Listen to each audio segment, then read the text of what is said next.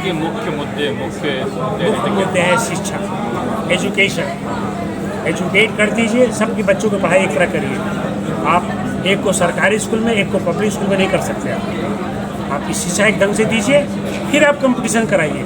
हमारे गरीब बच्चों को शुरू का बैकवर्ड।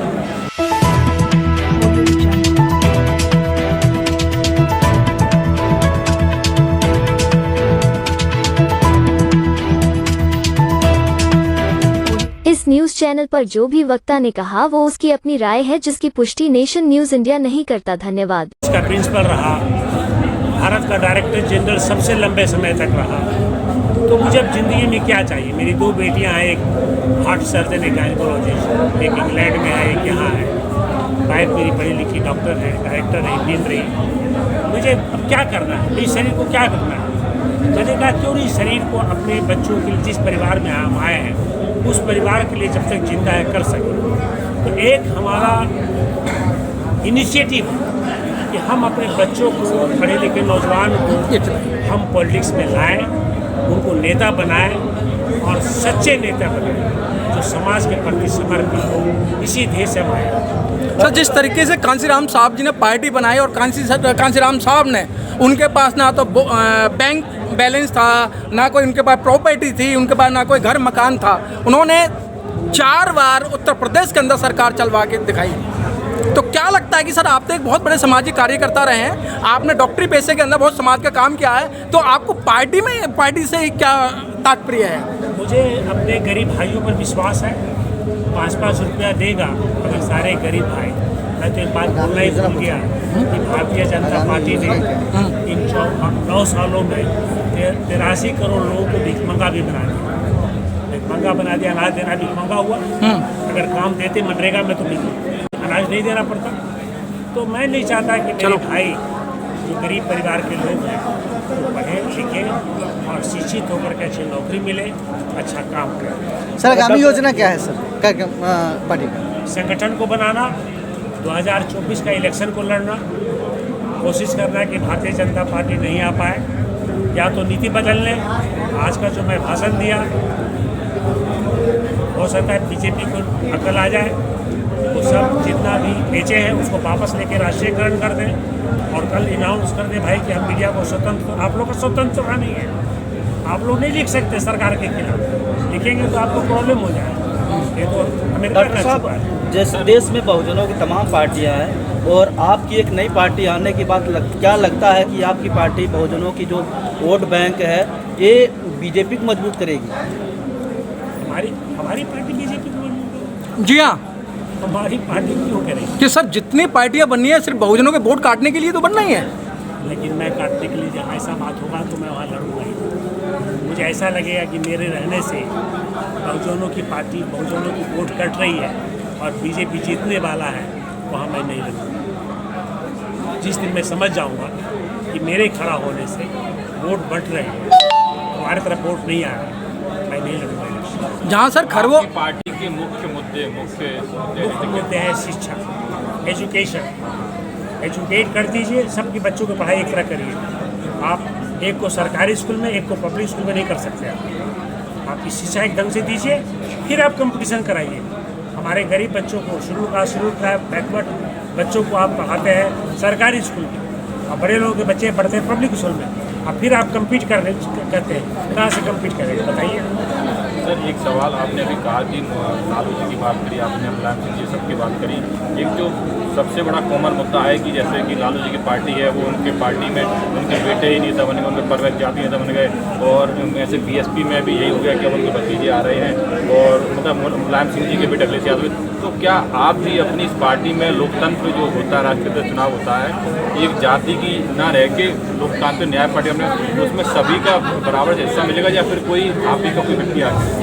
मेरे परिवार के कोई रिश्तेदार नहीं रहेंगे, पहला बात, कोई आदमी रिश्तेदार नहीं रहेगा, इसमें हर जाति के होंगे। और मैं तो कहता हूँ कि जिस दिन इस देश के दलित और मुस्लिम एक हो जाए तो प्रधानमंत्री या तो दलित बनेगा या मुस्लिम बनेगा, या वो बनेगा मुस्लिम प्रधानमंत्री या हम बनेगा प्रधानमंत्री, या वो बनेगा डिप्टी प्राइम मिनिस्टर या हम बनेगा। डॉक्टर साहब, ये तो मुसलमानों ने काशीराम साहब की बात कहाँ मानी, ना दलितों ने मानी ऐसी बात नहीं है सर। आपने समझाने की कोशिश तो किया होता। आप मुस्लिम क्यों बोलते हैं? अगर कोई धर्म मान लेता है तो उससे आदमी बदल थोड़े जाता है।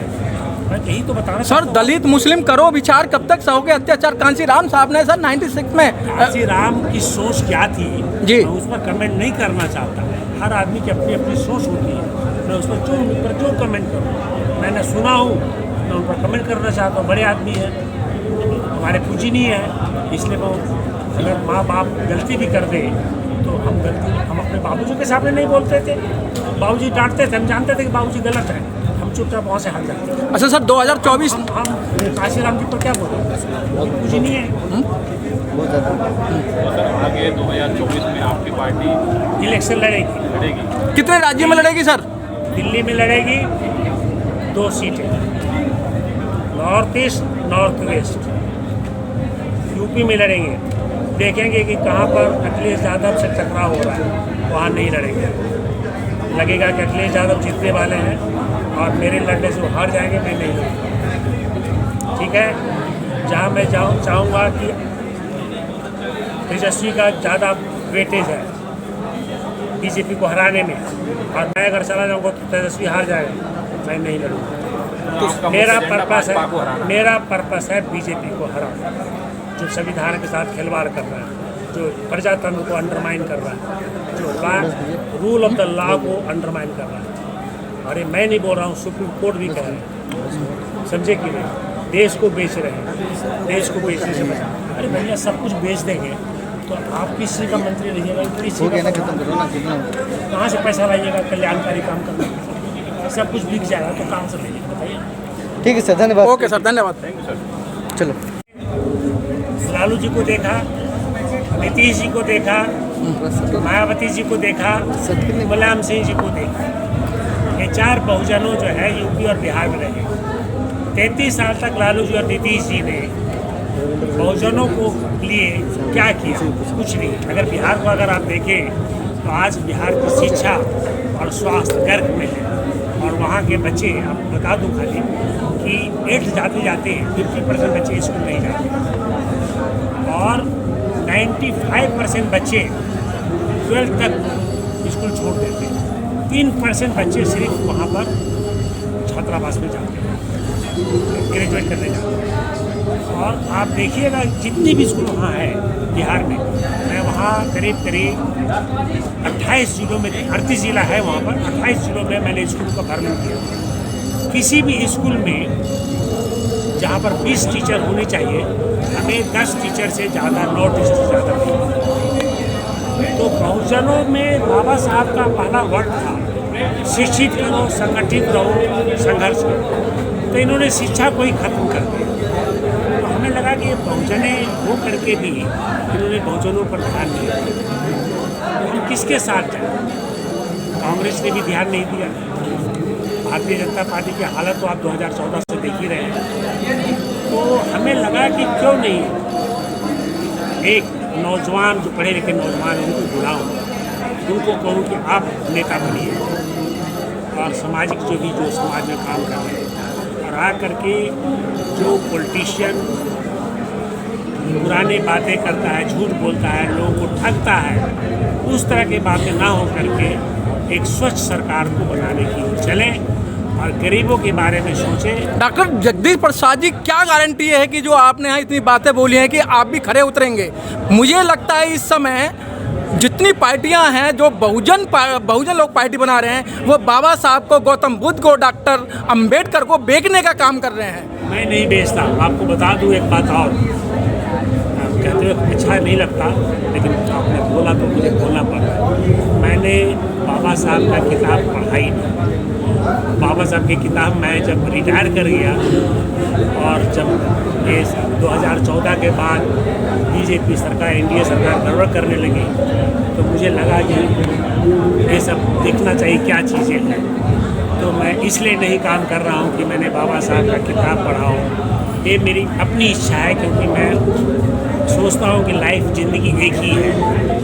आखिर में मुझे जो बनना था मैं बन गया, डॉक्टर बन गया, college press the bell icon on the YouTube app and never miss another update.